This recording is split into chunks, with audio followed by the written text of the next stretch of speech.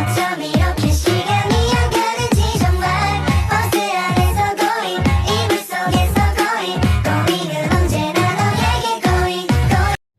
Assalamualaikum warahmatullahi wabarakatuh.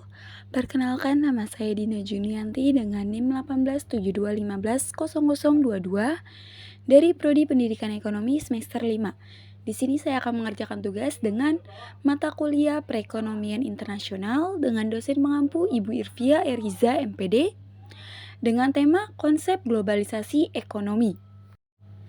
Konsep globalisasi ekonomi saling bertergantungan antara negara-negara dalam memenuhi kebutuhan atau keperluan ekonomi negara masing-masing. Di sini ada liberalisasi ekonomi. Dasar pasaran bebas yaitu memberikan peluang kepada siapa saja termasuk pemodal asing memasuki dan menguasai pasaran dan ekonomi sebuah negara tanpa batas. Selanjutnya ada deregulasi ekonomi, yaitu dasar penghapusan segala peraturan dan sekatan ekonomi di sebuah negara yang selama ini menghalangi aktiviti perdagangan, pengaliran, pemilikan modal, teknologi, dan lain-lain. Contoh penghapusan dasar pelindungan, subsidi, sekatan tarif, dan lain-lain. Selanjutnya ada globalisasi ekonomi.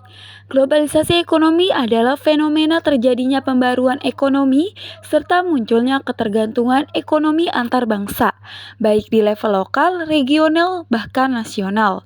Globalisasi ekonomi terjadi melalui pergerakan yang intensif dari produk teknologi, barang, jasa, dan modal. Globalisasi di sektor ekonomi kekinian muncul karena cepatnya perkembangan informasi pada semua aktivitas yang bersifat produksi, pemasaran, serta sains dan teknologi. Selanjutnya ada dalam bahasa yang lebih sederhana, globalisasi menempatkan dunia menjadi suatu kesatuan. Tujuannya adalah untuk membangun sebuah kawasan perniagaan yang luas dan melewati batas negara. Globalisasi ekonomi juga berkaitan dengan fenomena perdagangan bebas yang berupaya menghapus berbagai hambatan pada proses perdagangan di kancah internasional. Serangkaian hambatan itu biasanya disebabkan oleh tarif ekspor dan atau impor yang terlampau tinggi sehingga menyebabkan harga barang tak lagi bersaing dengan sehat.